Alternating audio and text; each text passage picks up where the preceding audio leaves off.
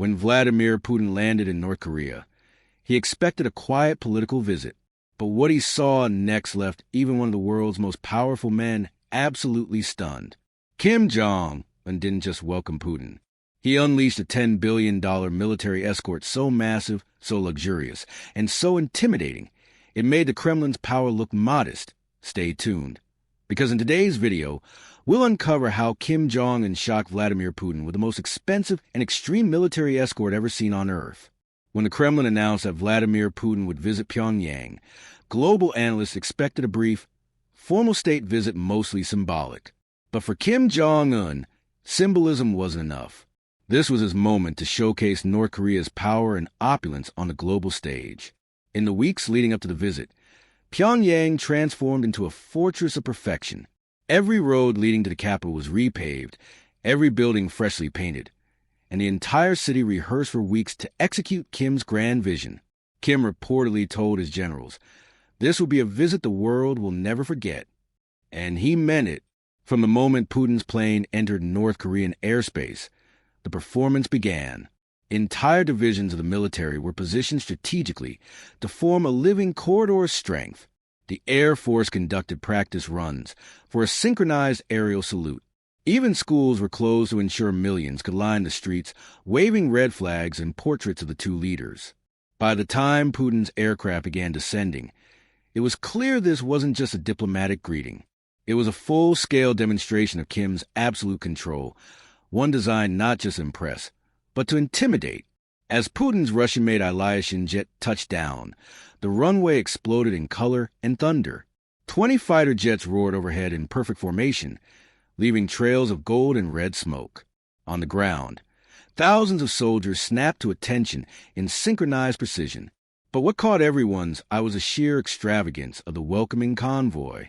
Leading the line was Kim's custom-built Maybach S600 Guard, a vehicle that looked more like a rolling palace than a car. Reports claim it's fitted with gold-plated accents, bulletproof glass 6 inches thick, and a life support system capable of surviving chemical attacks.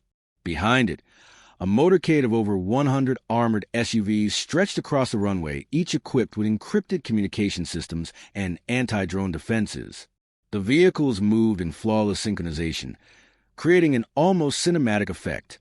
Putin, known for his own love of grandeur, stepped out of his jet visibly impressed. Cameras caught him smiling as he shook Kim's hand, surrounded by saluting generals and cheering crowds. For onlookers, it felt less like a political visit and more like a royal coronation. North Korea had just turned diplomacy into a billion-dollar parade, and Putin was both the guest of honor and the stunned audience. After the grand arrival, Kim Jong Un invited Putin aboard his most prized possession, the armored green train that has become a symbol of his mysterious leadership. From the outside, it looks simple and outdated, but inside it's a fortress of unimaginable luxury and security. Each carriage is bulletproof and explosion-resistant, reinforced with titanium and steel plating. Yet within those armored walls lies an interior worthy of royalty. Gold-trimmed furniture, Italian silk upholstery, and handcrafted tables made from rare North Korean rosewood. One car is dedicated entirely to fine dining, featuring a menu that includes beluga caviar, Kobe beef, truffle risotto, and Kim's favorite Hennessy parody cognac, reportedly imported through secret channels. Another carriage functions as a mobile command center, with satellite communications that allow Kim to monitor his military across the nation in real time. As the two leaders sat face-to-face, sipping tea and exchanging guarded smiles, Russian aides later revealed that Putin quietly remarked, "Even my presidential train isn't this extravagant." The journey from the airport to central Pyongyang took less than an hour, but the message was clear. Kim Jong Un wanted Putin to see that North Korea might be small, but its leader dreams on a colossal scale. When the leaders arrived in central Pyongyang, the spectacle reached its peak. It was a military parade unlike anything the modern world had ever seen.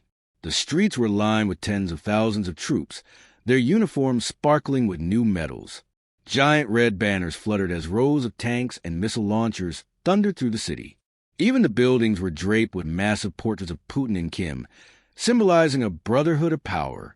But it wasn't just muscle, it was meticulously choreographed theater.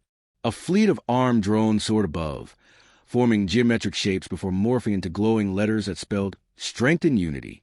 Each missile on display was decorated with national emblems and illuminated with LED lights, turning weapons of destruction into symbols of prestige. Experts estimate the entire operation cost over $10 billion, including the fuel, manpower, and weeks of rehearsals. The crowd roared as fireworks exploded above the skyline, reflecting off the tanks below. Putin watched closely, clapping politely, but his expression revealed something else, a mix of admiration and disbelief in that moment. Kim had achieved what no one expected. He managed to outshine even Putin in the global theater of power.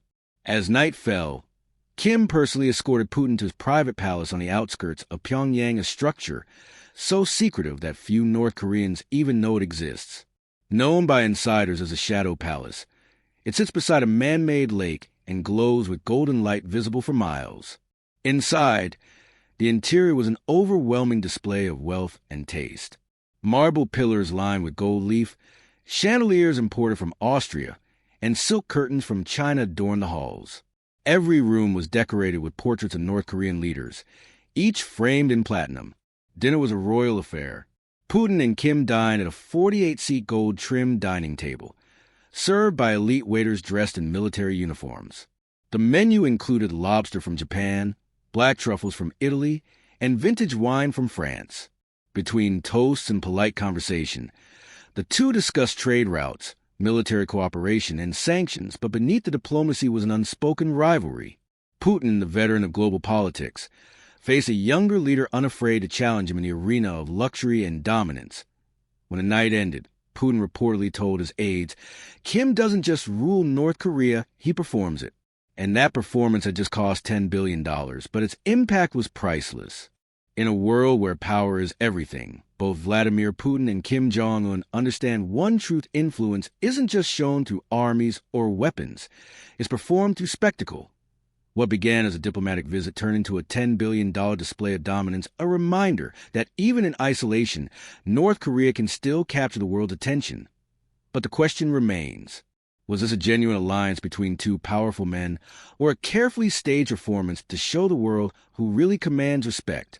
Let me know what you think in the comments below. And if you love uncovering the secret lives of world leaders, their luxury, and their power, make sure to hit that subscribe button, leave a like, and turn on notifications so you don't miss the next story of wealth, influence, and control.